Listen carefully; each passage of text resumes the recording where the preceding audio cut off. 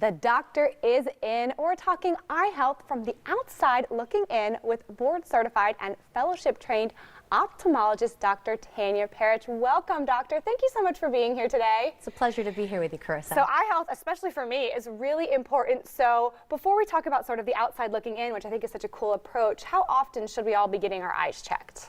Absolutely once a year is recommended. Okay. So you can start with an optometrist and from there go to an ophthalmologist. Okay, sounds good. And is there anything else besides getting our eye checked that we can do to help take care of our eyes and boost our eye health? Lots of things. Definitely nutraceuticals, the correct diet, lots of water, lots of sleep, everything like that. Absolutely. No smoking, because that's really what affects your eye health the Really? most. Smoking? Yes. Wow, I wouldn't know that, but a lot of doctors come in here and they tell us not to smoke, so obviously that's good information. Oxidation, oxidation, Oh, oxidation. that's right. So we're looking at some different eye exams, and we've heard the term optometrist and ophthalmologist, so tell me what the difference is. So an ophthalmologist is actually a medical doctor, whether it's MD or DO, who goes to 4 years of medical school, 4 years of residency, and is surgically trained for eye care medically and surgically. And versus that's you. Correct. Yes. That's what I do. Very smart woman here. Thank you. Also fellowship after that.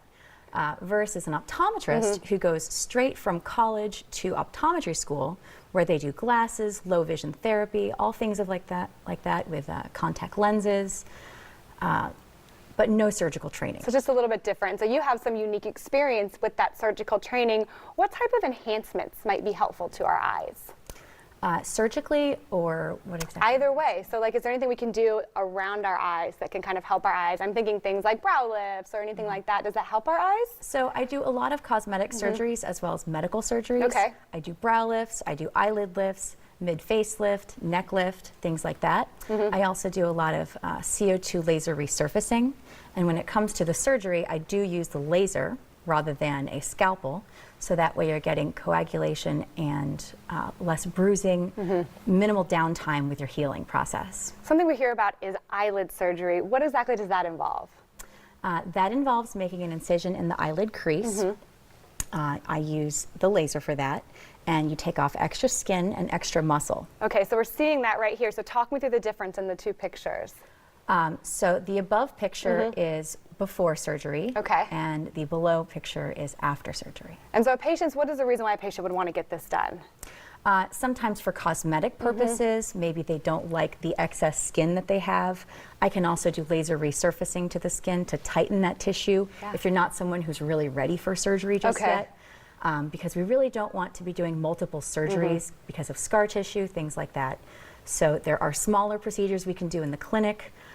Versus once you're ready for a real eyelid lift, you know, we can lift the eyelid, we can lift the brow, whether it be through the incision here, back in the hairline, various different ways to hide the incision, so that way your eyes look more open, more vibrant, and you really see yourself when you look in the mirror. So what we're seeing right now, is this a brow lift? That is an upper lid blepharoplasty with a brow pexy. That is a big word. So what exactly does it mean? What's happened there? Eyelid lift and a permanent stitch in the brow to keep the brow on the orbital rim. Okay. And who would be a good candidate for a brow lift?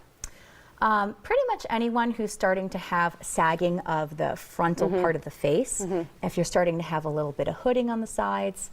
Like I said, some patients are very minimal and they just want a small lift, versus people who are medical and they really need to have that because it's affecting their peripheral vision when they're driving and everyday function. So there can be a safety and an aesthetic factor as well that goes along with this. Something we hear a lot about that is interesting to me is Botox. Is that something that you work with? That's something I do medically for patients with blepharospasm who blink a lot. And you know, it's really affecting their function. Say you have that from stress, if you're not getting enough sleep, no, maybe. if you're not getting enough magnesium, you can start to get a twitch around the muscle of your eye. So I do treat for that medically as well as cosmetically anywhere on the face and neck, you know, for prevention of wrinkles. What do you love about your job? I really enjoy the fact that I took microsurgery, so I do a lot of cataract surgery, a lot of ocular plastics, and I've taken that as my base with microsurgery because I work through a 40 times magnified microscope. Wow. And now I've taken that and moved that over to ocular plastics, where I'm doing eyelid lifts, you know, the brow lifts, mid-face lift, neck lift, and also doing hair restoration with the robotic artist hair restoration. Well, you're like a super scientist for our eyes and all of our faces. I'm so glad you could join us today. If you guys are interested and would like more information, you can visit Dr. Perich's website at perichaesthetics.com. Thank you so much. Hope we see you again. I hope we see you again too, because stick around. We've got more Bloom right after this.